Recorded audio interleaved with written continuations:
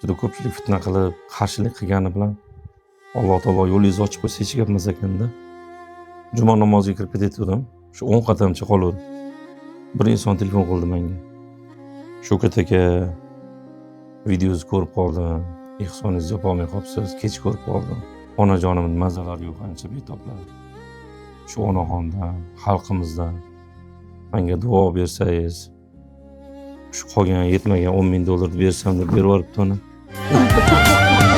Ajal yetib yumsa ko'zimni, aytolmasam so'nggi so'zimni, men bilmasam hatto o'zimni, kimligimni Xudo biladi.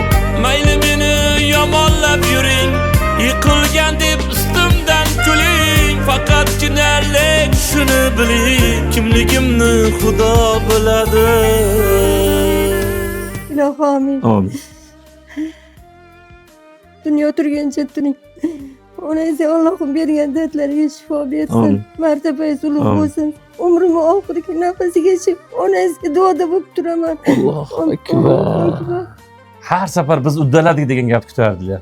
Biz uddaladik. Hamma ehson qilganlardan rozi bo'lsin. Iltimos, mana shu videoning ichiga kirib, shu ehson qilgan inson faqat ism familiyasini aytmanglar dedi. Onam haqqiga, shu g'oyibona insonni onasining haqqiga duo qilinglar, tuzalib ketsin. Onajon mana yig'lamang ona.